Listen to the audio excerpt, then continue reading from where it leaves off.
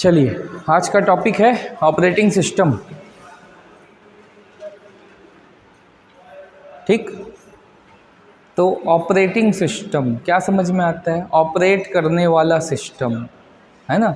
तो ऐसा सॉफ्टवेयर जो क्या करे, कंप्यूटर के बेसिक काम करने को, परफॉर्म करने को के लिए उत्तरदायी हो, क्या कहलाएगा? ऑपरेटिंग सिस्टम कहलाएगा। बेसिक काम मतलब बूटिंग करना। बेसिक काम मतलब हार्डवेयर सॉफ्टवेयर, हार्डवेयर और सॉफ्टवेयर के बीच में इंटरफेसिंग करना। ठीक, क्योंकि एप्लीकेशन सॉफ्टवेयर डालेंगे उसमें, और हार्डवेयर के बीच में कौन करेगा? ऑपरेटिंग सिस्टम ही क्या करेगा? मेन इंटरफेसिंग करेगा, है ना। इसलिए ऑपरेटिंग सिस्टम को क्या कहते हैं? कंप्यूटर की रीढ़ कहते हैं, है ना। क्योंकि ये अगर नहीं होगा तो अन्य प्रोग्राम नहीं चल पाएंगे, हार्डवेयर सॉफ्टवेयर के बीच इंटरफेसिंग नहीं होगा, है ना। प्रोसेसर और मेमोरी के बीच में प्रोसेसिंग नहीं हो पाएगा। तो इस कारण इसको क्या कहते हैं? कंप्यूटर की रीढ़, रीढ़ की हड्डी, है ना। अब काम क्या है ऑपरेटिंग सिस्टम का? तो ऑपरेटिंग सिस्टम का काम मुख्यतः क्या है? हार्डवेयर और सॉफ्टवेयर को चलाना, है ना। तो इसलिए पहला पॉइंट हो जाएगा हार्डवेयर एवं सॉफ्टवेयर के संचालन हेतु कार्य करना। ठीक, दूसरा इनके बीच में इंटरफेसिंग करना, मतलब समन्वयन करना। ठीक, तीसरा फाइल मैनेजमेंट का काम करना, है ना। चौथा मेमोरी मैनेजमेंट का काम करना, विभिन्न उपकरणों पर नियंत्रण रखना और इनपुट को समझना और उसके हिसाब से आउटपुट को दर्शाना। ऐसे ही आउटपुट के अनुरूप इनपुट को भी साझा करना। ठीक, तो ये हो जाएगा ऑपरेटिंग सिस्टम के काम। मतलब जो मूलभूत काम है, जो आपको कंप्यूटर में दिखता है कि मेन मूलभूत काम है ना, उनके हिसाब से आपको सोचना है। ठीक है, अलग अलग जगह कॉपी करके रखते हैं तो क्या कर रहा है वो? फाइल मैनेजमेंट का, मेमोरी मैनेजमेंट का काम कर रहा है, मेमोरीज अलग अलग ऑक्यूपाई की हुई है। ठीक है, इंटरफेसिंग कर रहा है, समन्वयन का काम कर रहा है ना। ठीक,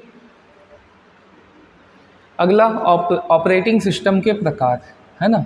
तो सबसे पहला है उपयोगकर्ता के आधार पर, है ना। उपयोगकर्ता, उपयोगकर्ता मतलब एक उपयोगकर्ता बैठ रहा है, हाँ यूज़र, दो उपयोगकर्ता बैठ रहे हैं, ज़्यादा बैठ रहे हैं, है ना। तो जब एक उपयोगकर्ता एक ही ऑपरेटिंग सिस्टम में बैठता है उसको क्या कहते हैं? Single user operating system. ठीक, अगर एक से अधिक बैठे तो क्या कहलाता है? मल्टी यूज़र, है ना। दूसरा आधार कार्य करने के आधार पर। तो कार्य करने के आधार पर यानी कि आप देखते हैं कैसा काम करता है। एक में लाइन से लिखा हुआ रहता है ना। दूसरे में क्या लिखा रहता है? ग्राफिक्स दिख रहा है, कार्ड दिया, जैसे ये पेन दिख रहा है, पेंसिल का सीन दिख रहा है ना, बैग का दिख रहा है। तो इन सब से क्या कर सकते हैं आप? छू के काम कर सकते हैं। तो इसलिए दो प्रकार का हो जाएगा। पहला हो जाएगा कैरेक्टर यूज़र इंटरफेस, या इसको ही लीनियर यूज़र इंटरफेस कहते हैं। क्या कहते हैं? Linear user interface. और दूसरा ग्राफिकल यूज़र इंटरफेस, है ना। तो दो आधार। ठीक है, पहला क्या आधार देखा हमने? उपयोगकर्ता। और दूसरा क्या आधार देखा? उसके कार्य करने के आधार पर। ठीक है, अगला उपयोगकर्ता के आधार पे एक और डिस्टिंग्विशन होता है। सॉरी, उपयोगकर्ता के आधार पे तो पहला था, हो गया हमारा, ये उसी का ही एक्सप्लेनेशन है। ठीक है, अगला ऑपरेटिंग सिस्टम के एप्लीकेशन और नियंत्रण। ये है तीसरा आधार, सोर्स के आधार पर। किसके आधार पे? सोर्स के आधार पे। तो ओपन सोर्स और क्लोज्ड सोर्स ऑपरेटिंग सिस्टम होता है सोर्स के आधार पे। तो सोर्स मतलब जिसमें आपको की दिया जाएगा एक में, और एक में की क्या कर दिया जाएगा? प्राइवेट कर दिया जाएगा। तो कीज़ जो होती हैं वो दो प्रकार की होती हैं। एक होती हैं पब्लिक की और दूसरी होती हैं प्राइवेट की।